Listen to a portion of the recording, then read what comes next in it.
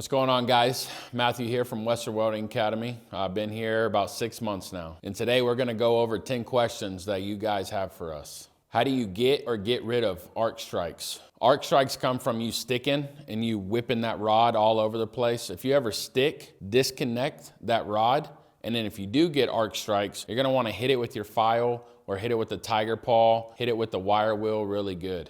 How important is it to have a steady hand when you're welding? It's not very important. I always like to do a little rod manipulation myself. I have a really steady hand, but I always like to just move my rod, move my puddle. You necessarily don't have to have a straight hand to be a great welder. If you're shaking a lot, maybe watch your caffeine intake, drink some more water, get some more electrolytes. You don't have to be super steady to have a straight bead. Like I said, I always manipulate my puddle, my rod. The calmer I try to be, the more I shake. So if you just naturally do a little shake, you'll be just fine. I hear you guys talking about welding shifts in your videos.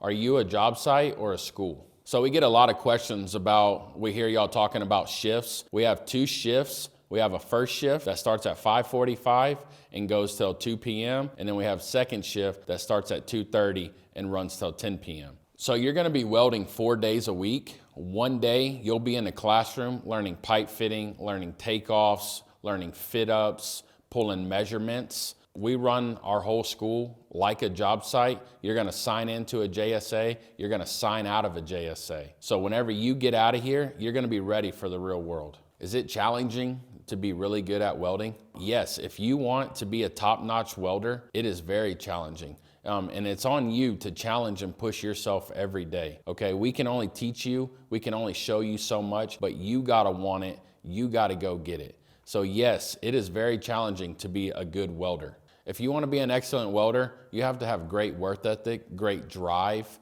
You can't be half in or half out. You have to be fully committed to the craft, to this trade. And you gotta have the discipline to wanna better yourself, to make your next weld better than your last weld. What is better for capping, walking or wiggling?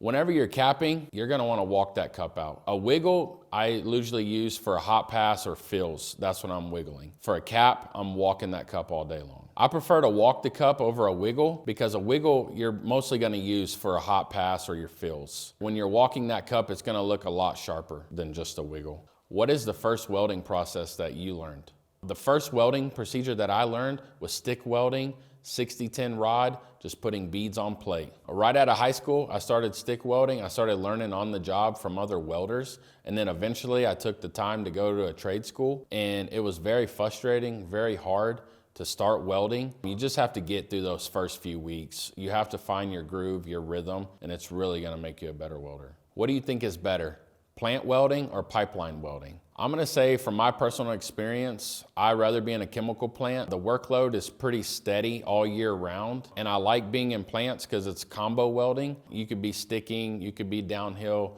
you can be doing stainless work, carbon work. The variety of welding and work in chemical plants is a lot more than being on the pipeline. On the pipeline, you're primarily just running downhill. It's a lot of fun. You're moving throughout the day. You know, you have a nice rig truck. But for me personally, chemical plants, refineries, constant work all year round, and it's a lot of different work. And pipeline, you're moving down the line every day. You might be one spot in 10 minutes, and in an hour, you're 5 miles away. In chemical plants, you're pretty much stuck to that one unit for the day. I feel like there's a little bit more downtime in chemical plants. You're waiting on permits, hot work, operators to shut systems down before you get to work. So there's a lot more downtime in chemical plants, and you're still getting paid all day. The only downfall about chemical plants that I feel in my experience is they're a little more dangerous. You have to worry about chemical leaks, you have to worry about fires. There's a lot more moving parts when chemical plants. There's a lot more guys around. You never know what's gonna happen. What's your favorite welding rod? Why stick welding? I'm gonna say 70-18.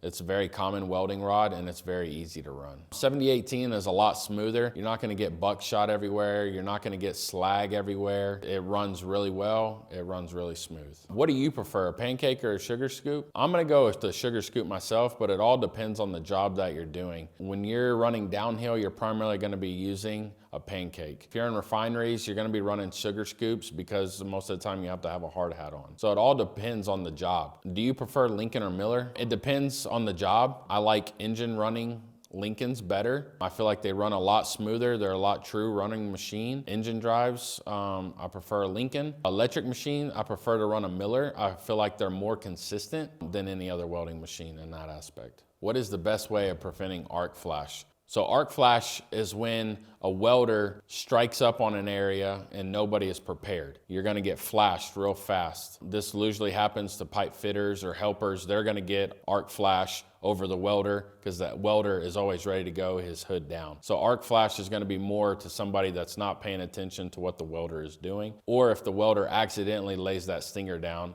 in a spot where he shouldn't. Don't have your rod in your stinger until you're ready to go. 2, you can have your leads disconnected until you're ready to go. 3, always have your hood down, be ready to go. And 4, just watch where you're putting your stinger down. Make sure there's no rod left in your stinger when you go to throw it down. You never know what's grounded and what that stinger can flash off of. And last question, what amperage do you use when running stick and TIG? For me, when I stick weld, I like to run really hot. So I'm 95, 100, depending on if I'm putting a root in, if I'm putting a cap in, all that is gonna be judged on what amperage I'm running, whether I'm putting a root or putting a cap. When I'm TIG welding, I like to take my time. So I run a little colder. A lot of people run, 130, 140 when they're TIG. I'm about 110 amps just to slow down and keep a little color into my weld. Hey, thanks for joining us today in this video. I had a really good time answering common questions about welding.